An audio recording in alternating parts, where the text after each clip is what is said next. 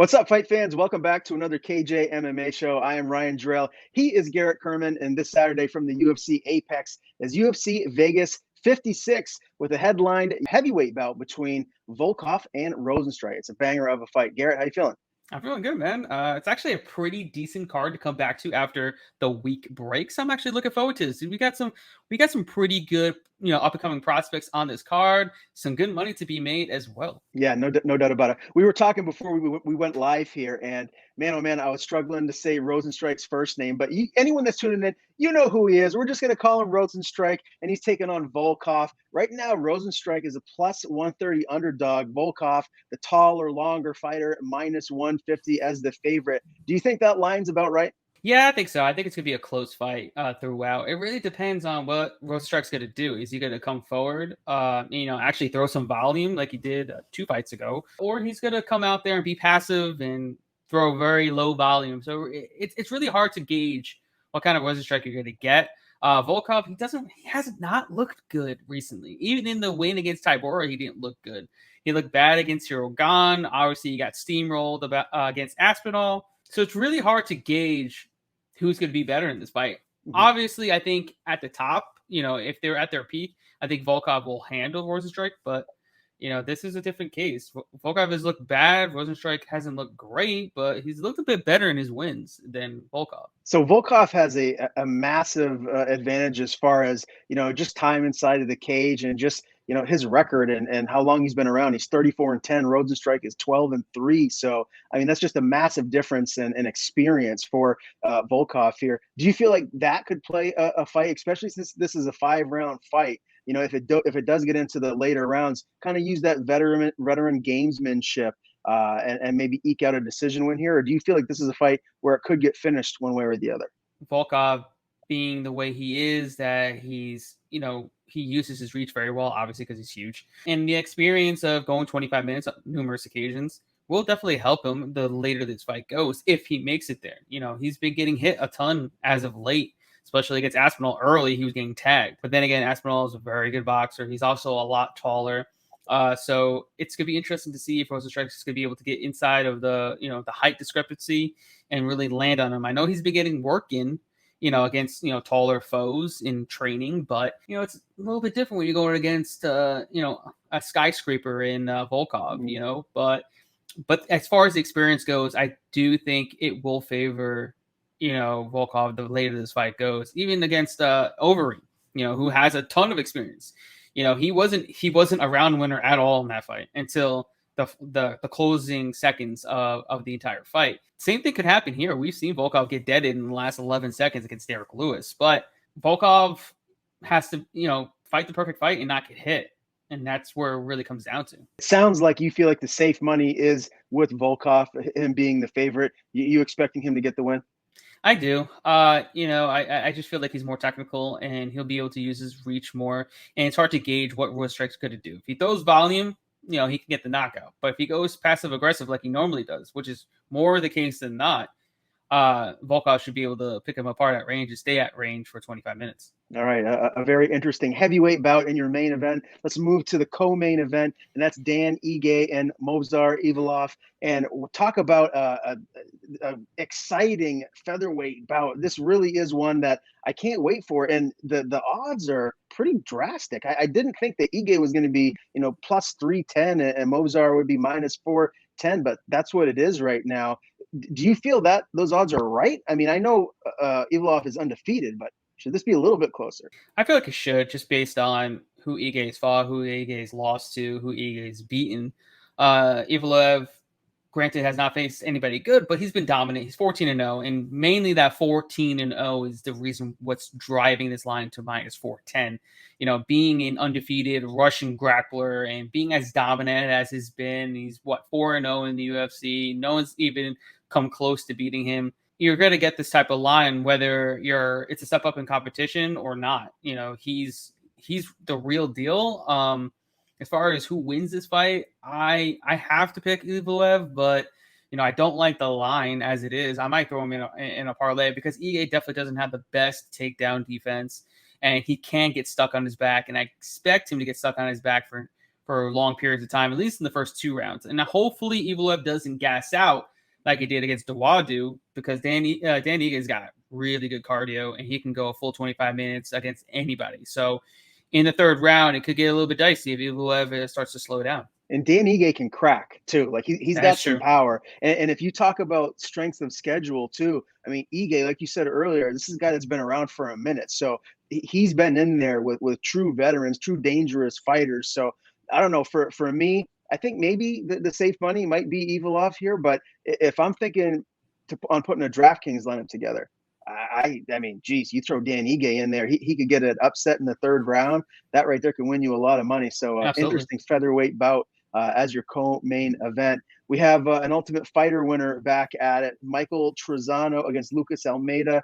Trazano's a -225 favorite. You expect him to get the job done? No, sir. I am taking Lucas Almeida. I'm taking the debut fighter. I don't know, man. Maybe I'm higher on him than most, and maybe I'm a lower on Trazano than most. But, being able to fade Trazano at almost +200, I think it's just a no-brainer. Trazano's, he's good. He's a good fighter, but he's not great anywhere. And I don't think even if he's better than Almeida in certain aspects, he's not that much better to be a -225 favorite. He's going to have to stick and move and stay on the outside the entire time, maybe mix in some takedowns, but I don't think he's going to want to do that because Almeida has numerous submissions off of his back and in transitions. Actually, he just won his last fight via guillotine choke, so he's very dangerous on the mat. I don't think Trazano's going to want to take it there, so he's going to have to be sticking and moving in a small cage for 15 minutes against a very dangerous kickboxer, Muay Thai striker, and Almeida. If you saw him against Zellhuber on Contender Series, he was lighting Zellhuber up in the 1st round. Mind you, that was at 155. And he was lighting him up. And if Zellhuber didn't have a good chin on him, he probably would have been out of there in the 1st round. He threw about 100 strikes in that 1st round as well. And then he faded as the fight went on, but still went to 15 minutes, fighting hard for 15 minutes. So, he's got, good enough cardio to go to 15 minutes. He's very dangerous, both on the feet and on the mat. And he's got more ways to win than Trazano does. Trazano has to fight the perfect fight to win this fight, and he's a -225 favorite, whereas Almeida is dangerous everywhere. And he's almost a +200, +185, +180, +190 underdog. So I'm taking the shot on Almeida here. This fight is on the main card. You have to think that Almeida, they think a lot of him. To put him on the main card as a featured bout on the main card, they have to have some, high expectations from him. And even Dana said, you get your next win after the Contender Series loss. He's like, you get another win, we're signing you. And that's exactly what happened. So I'm very high on Almeida getting the win here and showing Dana, like, yo, what's up? I'm here to go. Let's go. Okay, the fight analyst, you sold me. I'm going with Almeida to spring the minor upset here in this one. Let's move to some more big boys. The light heavyweight division, 205 pounds, Alonzo Menefield, Askar Moseroff. Oh, man, I'm excited for this one. Both of these guys are strong. They've got some power. Menefield his record's a little bit better, 11-3. Askar's 19-12. So he's definitely able to be beat. Can Menefield get this win here? He's a -165 favorite. Do you expect him to hold up as the favorite and get the win? I think he should. I mean, we have no idea what we're going to get from Moseroff. I mean, there's a limited amount of tape. This guy's falsifying wins and losses. So, this guy doesn't even look like his pictures either. So it's very, very weird. This guy can literally be one and done after this fight. If he comes in there and gets steamrolled by Menefield, he could easily just be done. But like, you falsified your wins and losses, and then you got knocked out on top of it. Yeah, let's get you out of here. So it's very odd. This is the guy coming into this fight a few days ago. He was 21-7. And now he's 19-12. Like, this is very odd. It's I don't know. It's a weird circumstance. We don't have a lot to go off of with Moseroff. We've seen that he's got heavy hands. He's got vicious leg kicks. He's got to come forward. He's very aggressive, but it's also against really bad competition. So, and then this is the guy that's also lost, I think, 11 or 12 times in the 1st round. All of his losses have come inside the distance. So it's hard to really think that if he takes a punch, can he withstand a punch from Menefield? I don't even know. We won't really know until it happens. So I think the safer bet, if you're gonna pick a side, would be Menefield. But I do like the fight to be done in round 1, and I like this fight to not go. It won't start round 2, which I think is like -130, -115 around there, because I feel like someone's getting deaded in that first round for sure. I mean, these guys are heavy-handed. They're going to come forward. They're going to throw some heavy leather. So Moseroff, this is the guy with the crazy tattoo on his chest. That's kind of, it looks almost like what Conor McGregor has, but some sort of different beast there on his chest. Yeah, okay. That now it's all making sense. Wow. Okay. Well, I mean, I've definitely got a lot of respect for Mendoza. So I feel like based on all the information that you just gave us, this is a case where what we know is what we should go with. I mean, that's what I feel. So minus 165, I almost feel like that's a slap in the face to Alonzo Mendoza to have it be that close. So I feel pretty confident there that he's going to get the W. I got to be selfish here. There's and move to the prelims because there's a couple of guys I want to get your take on. I want to start with my guy Tony Gravley. Tony Gravley, yeah, he's the nicest guy in the UFC. If you don't know Tony Gravley, go look him up. Give him a follow. Tony Gravley, 135 on Instagram, Twitter. He's the nicest guy in the UFC, I swear. He's a minus 130 favorite. Johnny Munoz Jr., plus 110 underdog. I mean, we know what Gravley does. It's his wrestling. It's his top game. It's his pressure. Ever since he made the move to ATT, I just feel like his overall game is just getting better and better and better each and every time. And even that fight he lost, he should have won. So is this a case where Gravley's just going to keep the momentum rolling and picking up another big win here? I absolutely think so. I mean, I know a lot of people are betting Munoz at, plus money, and I get it. Gravley's lost by submission 5 times. Munoz is a really good jiu-jitsu practitioner. I believe he's a jiu-jitsu world champion. But the weird part is, yes, he's got 7 of his 11 wins by submission. Why isn't all 11 by submission if he's that good on the mat? It's at the point where it took him 9 minutes over 7 minutes to get Jamie Simmons out of there, who's not UFC level competition, while on the mat. Mind you, he had top control in the first round and he couldn't get it done. But then he had to get into the second round to get it done. I don't think that bodes well here against somebody as good as Gravley, who's got 3 times the amount of experience against much, much better competition. And then if he just knocked out Nate Maness and walked the hell away, 1, he would have won that fight, and 2, he wouldn't be fighting someone named Simon Oliveira in a UFC debut. He wouldn't be fighting Johnny Munoz Jr. He'd be fighting someone in the top 15 at this point because he's that good. I do think he's a better striker by far. He's got more cardio as well, and then what you're gonna get. Munoz, he can only grapple, and mind you, he's not even a good wrestler. He went 1 for 16 on his takedown attempts. I believe against Nate Maness or Maness. Mm-hmm. Yeah, he went 1 for 16 on those takedown attempts. Not very good at getting the fights in the mat. So I feel like if Gravley is able to keep this standing, it's his fight to lose. I know he's the shorter guy, but his striking has gotten so much better. His boxing, his combinations, his in and out movements. I think this is a Gravley. It's going to be a good Gravley performance. He's gonna look good everywhere. And I waited for this line to come down. I got it at minus 130. It was all the way up to about minus 180, minus 175. And I saw everybody betting Munoz. I saw everybody talking about him. So I'm like, let it come down. And then I got my sweet spot at minus 130. I'm a huge fan of Tony Gravley. I think he gets the win here. I think it's a slam dunk. You know me, I put together DraftKings lineups, and I've done pretty well.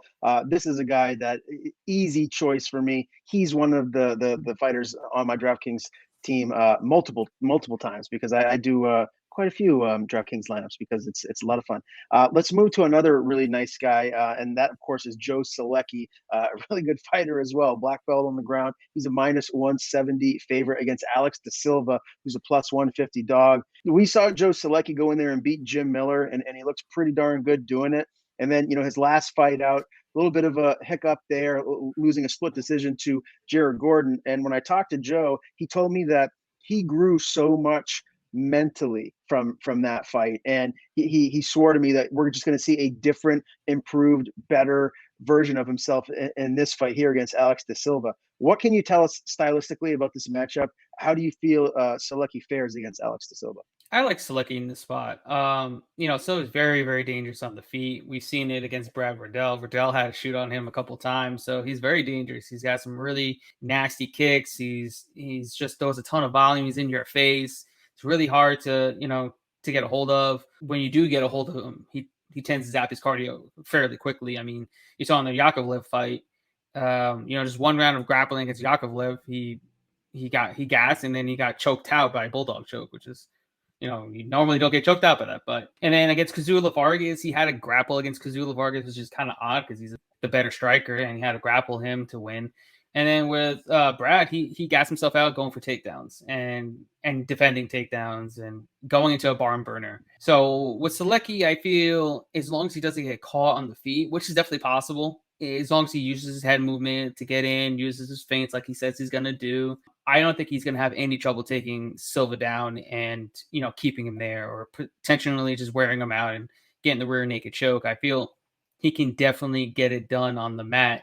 And, Silva's definitely going to fade if he has to, grapple as much as he's going to have to here. He's normally a 145er. He's only been at 155 in his last 4 fights. So I'm kind of surprised why he made the move to 155 to the UFC, because majority of his career is 145. He's only had 5 fights at 155 in his career. So, and he's not that big. I mean, he's only 5'8". Granted, Joe Salecki's not that big either, but the dude is pretty jacked. I mean, he's got physically bigger since his last fight against Jared Gordon. So I got Salecki winning here. I think his ground game is going to get it done this time. I think he's going to be able to control Silva a lot better than he did Gordon. Gordon's very hard to control on the mat, and he's also black belt in his own right. I love it. Let's move to the featherweight division. Damon Jackson, Daniel Argetta. Damon Jackson is a massive, massive favorite, minus 575. He was originally supposed to face Derek Minner. So here we have Daniel. I don't know if it's Argetta or Argetta, but he's coming in on short notice, plus 410 dog. I mean, Damon Jackson was like pretty darn good lately. And I feel like this is a spot where he's just going to keep the train rolling and get a big win. Maybe a quick win, maybe a quick submission. We know what he does and how good his ground game is. Is that how you see this turning out? Yeah, he's definitely going to get it done within 2 rounds. He's extremely tall for the division. Let's put it that way. He's a lot taller than his opponent. I mean, he's got, I think, 5 inches of height on him. I think he's got about 7 or 8 inches of reach as well. I mean, and also Argetta taking the fight on short notice, up a weight class of 145. Argetta's a great prospect for 135. He's the LFA bantamweight champion, defended it as well. He was on The Ultimate Fighter. He fought tooth and nail against the winner in Ricky Tercios. So this dude is a legit prospect. And unfortunately, he has to take an L just to get into the UFC. He literally is willing to give up his O just to get a contract in the UFC. And sometimes you got to do that. And he's gonna get an O. He's gonna get his O is gonna be taken away because Damon Jackson is gonna be too much for him, too big for him.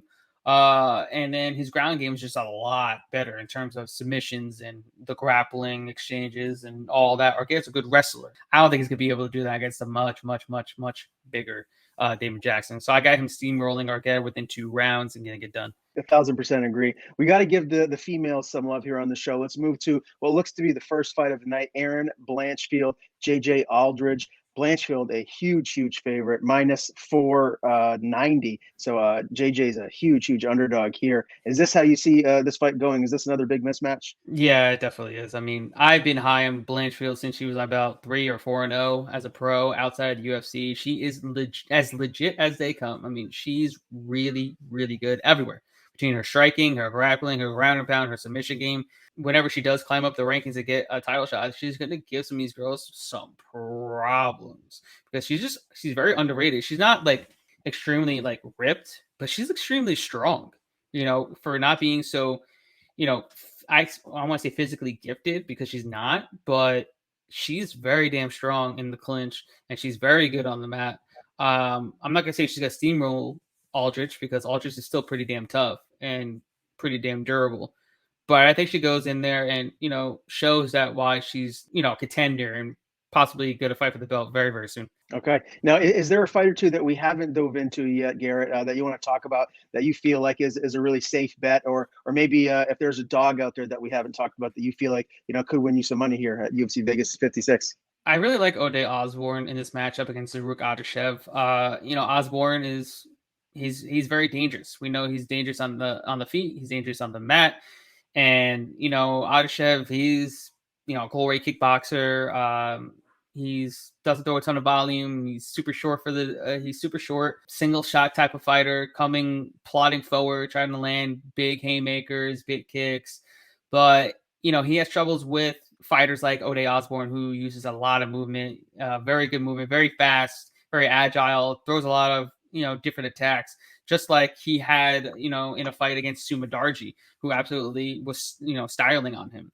He had a fight against someone just like him and Ryan Benoit, I think, who just stands right in the pocket with you. That's the only fighters that Adeshev's gonna be able to win. Yeah, I think Oday should be able to, school him here. I feel like it's gonna be very reminiscent of the Vergara fight, but Vergara is a lot more aggressive and throws a lot more volume. So I think that fight was a lot more dangerous than this fight. So I got Oday Osborne taking this one. Okay. The Jamaican sensation. Love talking to him. He's definitely someone that you got to keep your eyes on. Very, very dangerous fighter. Just looking through the card, we've almost touched on every single fight that there is here. And then there's also Jeff Molina too over Zalga Zumagulov. I think Molina's got it just a little bit better than Zumagulov everywhere. He's faster, and him coming forward and pressing and pressuring Zumagulov will do wonders, because we've seen in the Manel Kopp fight that Zumagulov does not do well when he's getting pressured back and he has to be on his back foot and circling around the cage, because he doesn't do well, and he gets caught off the cage very well. So as long as Zumagulov is on his back foot, I definitely has got this all day. Yeah, I'm with you there. What about Felice Harrigan, Carolina Kovacevic? I got a really good friend of mine who really likes Carolina Kovacevic. Big fan of hers, and why not, right? She's a veteran, but so is Felice. So Kovacevic is a +100 dog. Felice Harrigan's a -120 favorite. Do you feel like Felice gets the win here? I feel like no one should bet on this fight, because 1, this fight should not be on the main card. 2, this fight probably shouldn't even be happening. And 3, there's no damn way you should be betting on this fight. Don't be that much of a degenerate and bet on these two, because you're not going to get enough value on either side to justify your bet. Neither one of them is they haven't won in a half a decade. At this point, someone's going to win. Someone's going to draw.